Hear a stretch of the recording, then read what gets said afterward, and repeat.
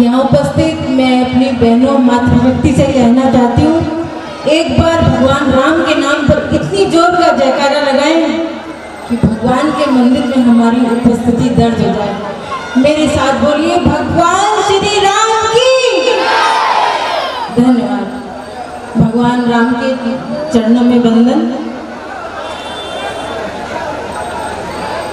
एवं यहाँ उपस्थित सभी नागरिक जनों को भगवान राम के राज्य अभिषेक की सभी को बधाई, बहुत बहुत बधाई। आज राज्य अभिषेक के कार्यक्रम में मंच पर उपस्थित हमारे एमएनसी विशाल सिंह चंचल जी के प्रतिनिधि के रूप में उपस्थिति दर्ज करा रहे हैं श्रीमान कवि पाठक जी। नगर पालिका के पूर्व अध्यक्ष रहे श्रीमान विनोद कुमार अग्रवाल जी। इस कार्यक्रम की अध्यक्षता करा रहे मेरे पिता स्वरूप श्रीमान दर्शन सिंह जी, अशोक अग्रवाल जी, भारतीय जनता पार्टी के वरिष्ठ नेता निर्गुदास केसरी जी, अशोक अग्रवाल जी, लव कुमार जी एवं यहाँ उपस्थित अति प्राचीन रामलीला कमेटी के सभी पदाधिकारीगण एवं कार्यकारिणी के सभी सदस्यगण, यहाँ उपस्थित सभी छायाकार बंधु एवं मीडिया प्रभारीगण, आप सभी का मैं इस कार्यक्रम में हार्दिक अभिनंदन और स्वागत करती हूँ। भगवान राम के लिए बोलना उगते हुए सूर्य को दीपक जलाने जैसा है। आज अति प्राचीन लीला रामलीला कमेटी जो भारत की संस्कृति को अपने में समेटे हुए हैं,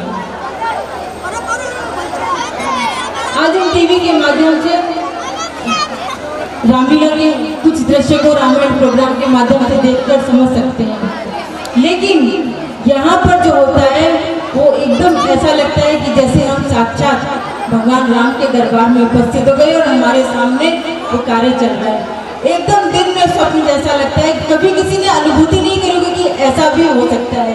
ये 400 साल पुरानी रामलीला कमेटी है। मेरे को ऐसा लगता है कि जो अयोध्या का इतिहास है जितना पुराना, इससे भी ज़्यादा पुरानी ये कमेटी बनी हुई है। हमें राम के जीवन से क्या सीखना चाहिए? सब छोटे भाई सोचते हैं कि मेरा बड़ा भाई राम जैसा हो, लेकिन क्या कभी छोटा भाई लक्ष्मण बनने जैसा सोचता है? क्या लक्ष्मण के प्रेम भाई में त्याग नहीं था, समर्पण नहीं था, अपने परिवार का बिछोड़ नहीं था? तो हम सभी को रामायण के जितने भी किरदार हैं, कोई भी बड़ा पर्व आता है, सब अपने घर में रामायण का पाठ कराते हैं। तो वो पाठ कराना मात्र एक उद्देश्य नहीं होता, उसमें जो चरित्र हैं उनको अपने जीवन में उतारना उस रामायण को वाचने का मुख्य उद्देश्य होता है। लेकिन यहाँ तो एक पूजा का माध्यम बन गया कि भाई रामायण हो रही है, सब आ जाओ दर्शन करना। उसकी हर चौपाई में एक संदेश है समाज के लिए। रामायण की हर चौपाई में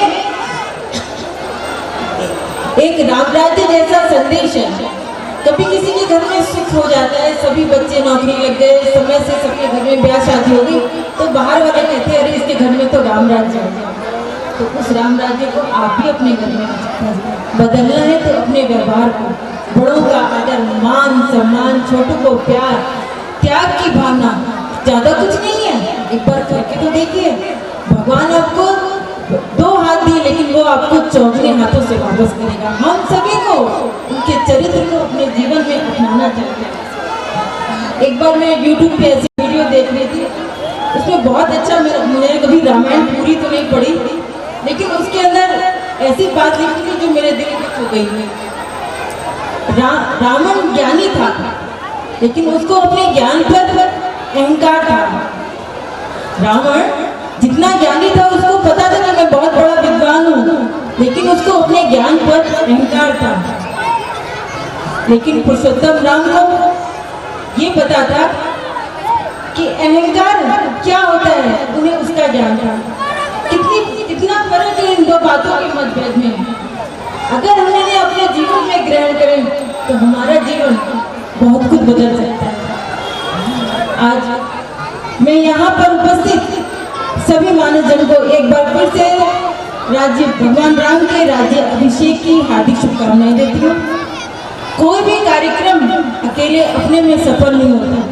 जैसा कि हमारे आदरणीय बच्चा तिवारी जी ने बताया कि यातायात का प्रबंधन हो, चाहे नगर पालिका हो, चाहे हरिनाथ जी की लाइट की व्यवस्था हो, तमाम लोगों के सहयोग से ही कोई कार्यक्रम अच्छा बन पाता है। उसी तरह अगर मैं आप सभी लोगों से निवेदन करूंगा कि आप सभी के सहयोग से नगर पालिका भी बहुत अच्छा अपना प्रदर्शन दे सकती है। बस कुछ आपको अपनाना होगा कि अपना कूड़ा, मैं नगर पालिका की तरफ से आप सभी से आग्रह पूर्वक निवेदन कर रही हूँ कि आप सभी अपने घर से जो कूड़े का निष्कासन करते हैं वो एक सही समय पर करें। मेरे कर्मचारी, अगर आप उनकी दिनचर्या को देखेंगे, मेरी तो आगे बढ़ाती है उनकी कार्य की समय को देखते हुए कि वो इतनी मेहनत करते हैं, उसके बाद भी हमारे नगर में सफाई कुछ घंटों तक ही दिखती है। जब हमारे नगर पालिका के कर्मचारी और हमारी स्वच्छता की गाड़ियां कूड़ा उठाने के लिए जब आती हैं, तभी आप अपने घर से कूड़े का निष्कासन करें, अन्यथा उसको दूसरे दिन पे छोड़ दें। आप अपने घर को कितना साफ रखते हैं? क्या अपने घर में कूड़ा डस्टबिन में डालते हैं कि नहीं डालते हैं? कि उसको हर कमरे में अलग अलग बटोर के रख देते हैं? नहीं ना, इसका एक माध्यम आपने बनाया है कि सारे घर का कूड़ा बटोर के डस्टबिन में डाल देते हैं। उसी तरह आप नगर की स्वच्छता में अपना सहयोग दे सकते हैं, कूड़े को डस्टबिन में डालकर, और वो डस्टबिन अगर वहाँ से उठ जाता है तो उसे अगले दिन पर छोड़ दें। जल ही जीवन है, ऐसा हम स्लोगन में पढ़ते हैं, लेकिन जल को बचाना भी एक तरह का बचाव है। साथ ही अपने जीवन में कभी भी प्लास्टिक का उपयोग ना करें, क्योंकि प्लास्टिक के सेवन से जो हमारे नगर में भी बहुत अच्छी तरह अपने पांव फैला चुकी है, जो महामारी है कैंसर, उसकी रोकथाम के लिए आप लोग अपने जीवन में थैली, प्लास्टिक की थैली का उपयोग कतई न करें। इससे कैंसर जैसी बीमारी फैल रही है। इन्हीं सब बातों के साथ मैं अपनी वाणी को विराम देती हूँ। यहाँ उपस्थित सभी जनता का एक बार पुनः हार्दिक अभिनंदन, हार्दिक स्वागत करती हूँ। जय हिंद। धन्यवाद अध्यक्ष जी। अब तुरंत ही आपको लगातार ये कार्यक्रम देखने को मिलेगा।